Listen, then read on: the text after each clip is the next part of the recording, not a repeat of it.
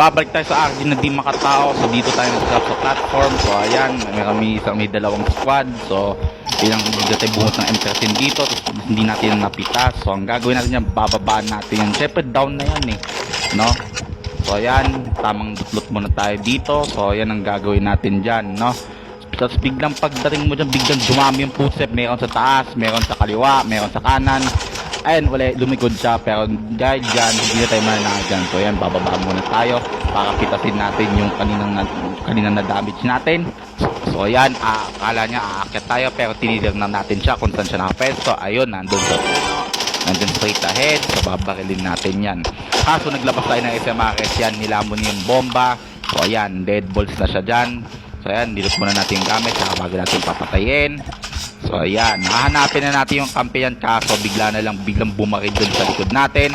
So ayan, sabay rewind, sabay hugot na yung SMRS, pinalawan natin. Yan din ang sinapit ng kanyang kakampi. So ayan, pinatay na natin. Tapos biglang may bumaba doon galing sa platform. So ayan, tutuluyan natin yan mamaya.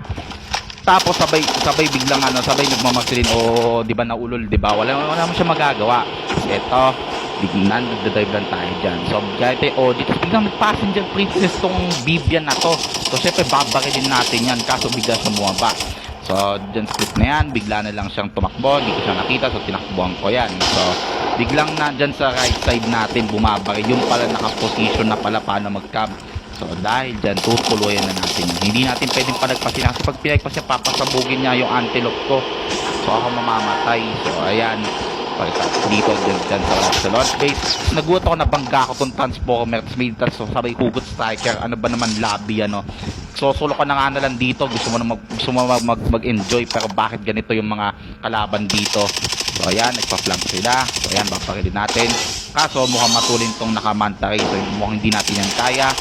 So ayan, bigla siyang humugot ng striker, sabay rewind ulit.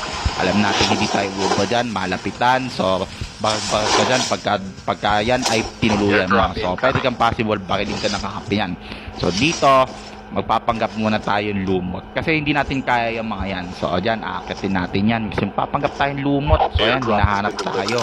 Hindi natin pwedeng baril yan, kasi pag dinaril ko yan, malalagdag dyan ako sa likod. Tapos guide din ako, so papatay na ako dyan.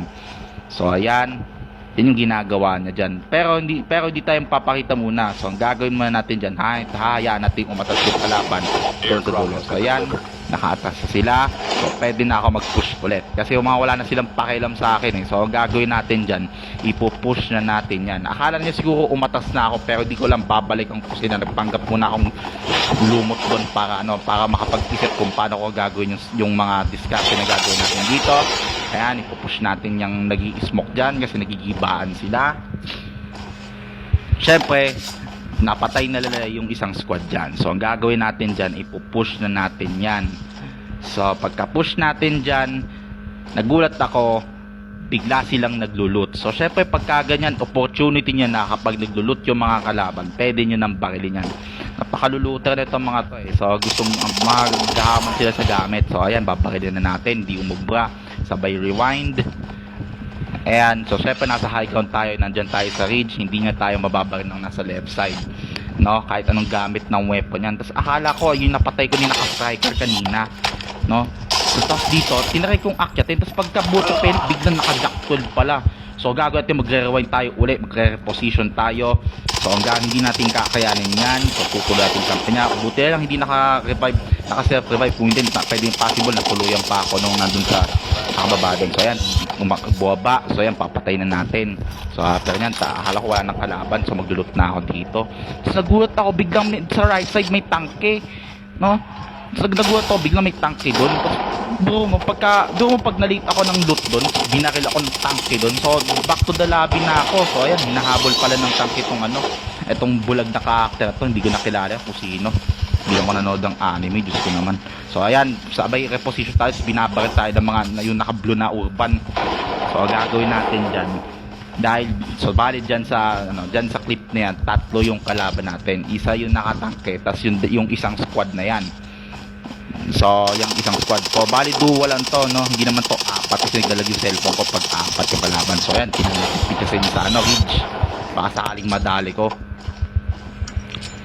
So ganyan, magdagbomba-bomba muna tayo dyan. Bakit? Kasi dyan, mapaflank dyan sa, dyan sa launch base. Try niya akong flankan siguro sa likod ng ridge na to. So, hindi niya ako mapaflank dyan. Pag sasabay-sabay natin yung mga kalaban yan, kahit sabihin mo mag-tank sa dulo, hindi natin tayo aatas dyan. So, eto. So, ayan, mas natakot pa ako dun sa nag-bug ng, ng tanke. Tinan nyo. Kala ko ako yung nag-lag, pero siya pala yung naglalag dun. So, ayan, tamang loot mo tayo. Nakabuot ng extended. So, ayan, akala ko itong tanke na to, okay na. So, ayan, so binaka natin. Siguro naglag yan. So, GG's doon kung naglag ka dyan. Siguro to, biglang may bomba. Aba naman labi yan. Talagang di na makatakot tong RG ngayon kahit sa solo. Yung lagi ka magbaback to lobby. Mas sumami pa talo dito kaysa panalo. No, so bigla tayo aatas muna. So pagka ganyan na yung kalaban, hindi na natin pwedeng pala ganyan. Kailangan natin bumunot ng fast adds. Kailangan natin fast adds kasi bakit? Pag nagpa-push yan, sabay natin babarilin yan. Pero kailangan masulin ng ADS natin. So yan, natin balikan yung kanilang squad. Tinan mo, kahit silang dalawa, ginigitip natin silang dalawa, ako lang mag-isa.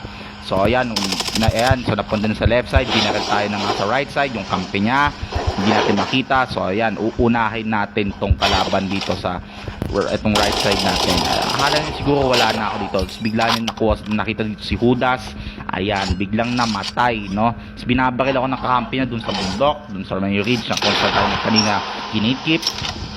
So ayan, tamang loot mo tayo dito. Kukunin natin yung Jack 12 kasi yung Jack 12 mo kanina 8 bala, si Bonbolak mag-a-attach 8 bala ng Jack 12. So may mga attachment na tayo dyan dito sa TikTok. So tignan nyo na lang kung ano yung tamang attachment yan.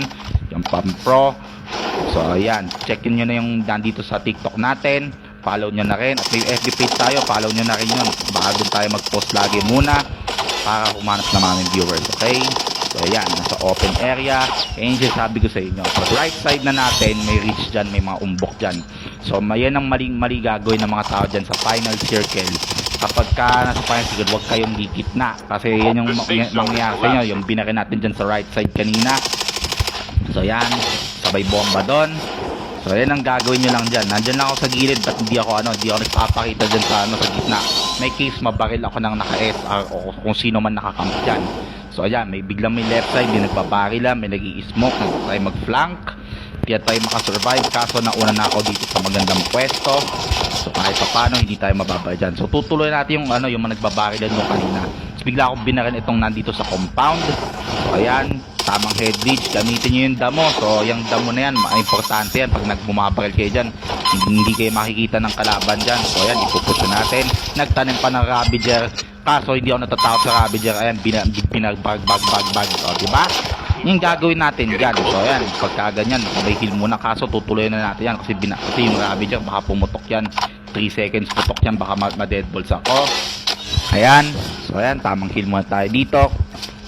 So, nakita natin dyan yung last guy, nandyan sa tanke, dyan sa water tank, no?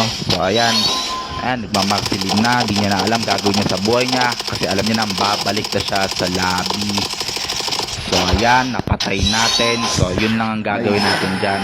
So, summary lang, gamitin yung head reach, sabay niyo yung damo, punta kayo dun sa ridge, kung kayo mag-ikutan, panalo na kayo dyan.